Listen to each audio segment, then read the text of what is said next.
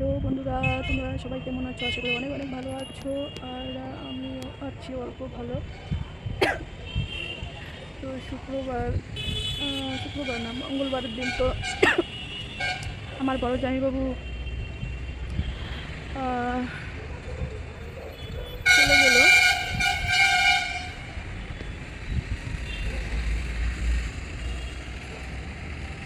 মঙ্গলবার দিন তো আমার বড় জামাইবাবু চলে গেল। তো আসছো, তো আমার ছেলে ও কম্পিউটার ক্লাস করতে গেছে, আসলো তাই আমাকে ডাকছে যে আমি এসে গেছি। আমি ছাদের উপরে আছি তো একটু। তো তোমাদের তো বলেছিলাম, তো আমি ওদের বাড়িতে গিয়েছিলাম। সেদিন তো ঘুম থেকে উঠেই গিয়েছিলাম, বাসি বাসন টাসন বাসি কাজ ফেলে রেখে চলে গিয়েছিলাম। ঘুম থেকে উঠতে না উঠতে এরকম খবর পেয়েছি। তো আর আমি মানে ভয়েস করতে পারি না। দেখো, ওই যে রাস্তা দিয়ে গাড়ি যাচ্ছে, তো ওই ঘরে ওই একই শব্দ। তো একদম যদি আমি ভয়েস করি তাহলে কয়টা লাগবে বলো তো? এই রাস্তা দিয়ে বা আমাদের ঘরের সামনে রাস্তাটা দিয়ে তো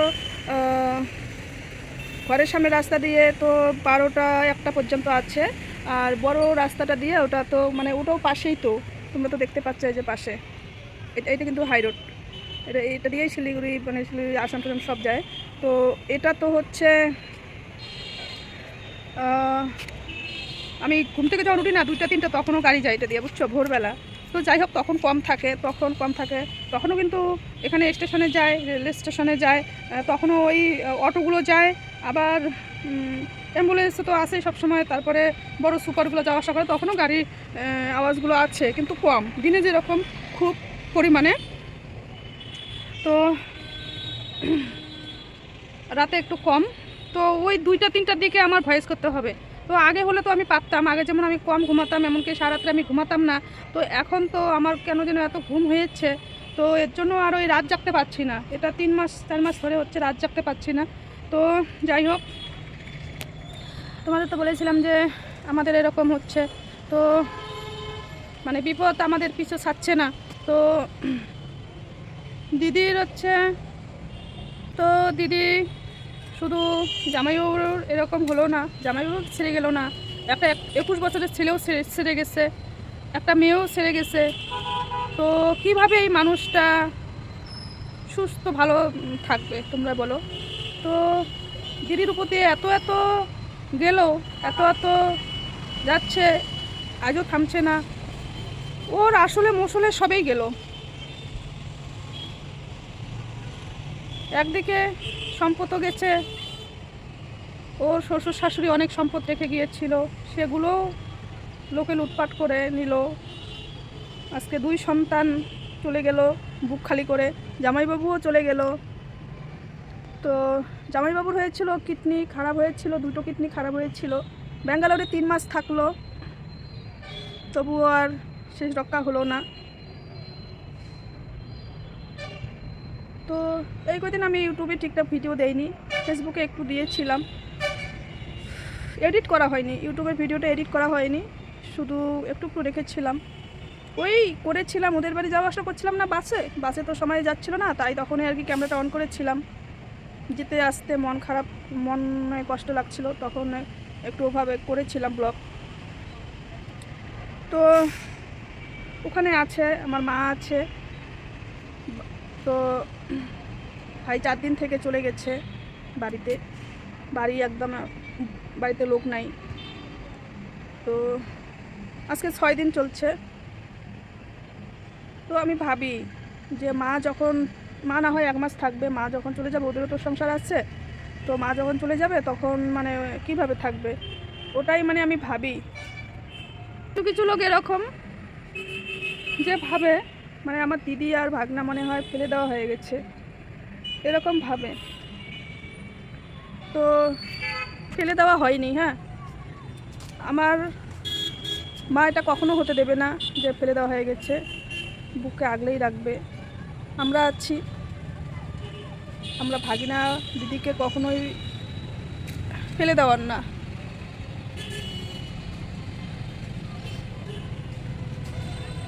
আমরা ভালোভাবেই দেখে রাখবো। জামাইবাবুর জন্য দিদি 3 মাস খাওয়া দাওয়াই করেন নাই বললেই চলে। তো অনেক চিকিৎসা করেছিল, এদিকে ডক্টর দেখিয়েছিল, কোনো রোগ ধরা পড়েনি। শেষে নিয়ে গেলো ব্যাঙ্গালোর, যাইতে চাইতো না, জোর করে নিয়ে গেছে। তো তবু আর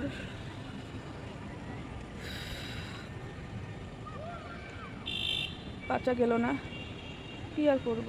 আমাদের কপালটা এত খারাপ যেটা বলার মতো না। তো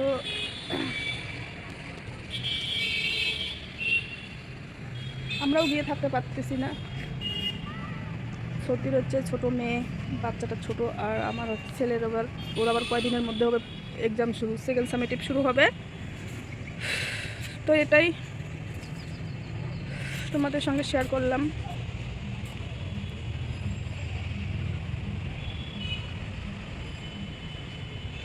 পরপর 3টা মানুষকে এভাবে দিদির জীবনে, মানে কীভাবে দিদি আছে আমি ওটাই ভাবি।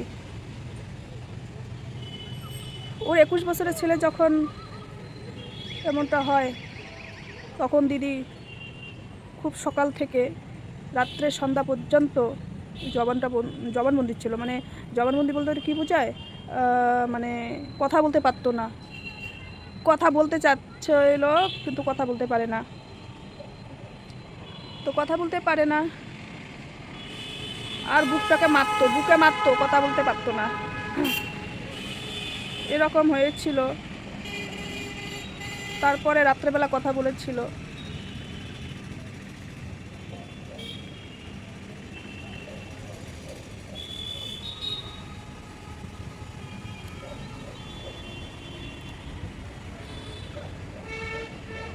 তো আমাদের উপর দিয়ে এতটা ঝড় যাচ্ছে, বলার মতো না। আজকে 6 দিন হলো আমি কোনো জামা কাপড় কাচিনি। যেখানে আমি প্রত্যেকটা দিন আমার শরীর খারাপ হলেও আমি জামা কাপড় কাচি, সেখানে আমি একদিনও জামা কাপড় কাচি না। শুধু ওদের বাড়িতে 2 দিন গেলাম, 4 দিনের দিন গিয়েছিলাম। খুব ছটফট করতেছিল, 3 দিনের রাতের বেলায় খুব ছটফট করতেছিলাম আমি, যে কখন যাই ওদের বাড়ি। তো 4 দিনের মাথায় গিয়েছিলাম। তো আর সেদিন গিয়েছিলাম, সেদিন তো বাসি কাজ ফেলে রেখে চলে গিয়েছিলাম ঘুম থেকে ওঠার পরে, ওই খবর পাওয়ার পরে।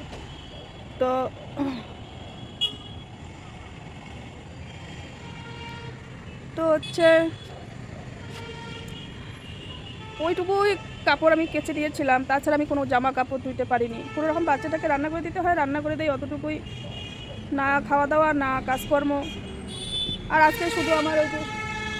আজকে শুধু ওই যে তোমাদের দেখাই, ওই যে আমার আঙ্গুলের সোজায় যে রশিটা, ওখানে আমার ছেলের শুধু ড্রেসটা আছে আর আমার একটা নাইটি আছে, আর কিছুই ধুই নাই। আর এগুলো তো ওই যে পাশের ঘরের, এগুলো তো ওই বাড়ির। তো সেখানে আমি 6 দিন থেকে জামা কাপড় ধুচ্ছি না। তাহলে কতটা আমাদের, মানে আমরা এখনও সেই শোকগুলোই, দিদির শোকটাই যায়নি, পুত্র শোক।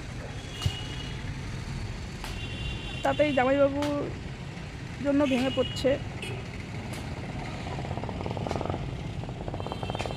তো ভিডিওটা আজকে এখানেই। সবাই ভালো থেকো, সুস্থ থেকো।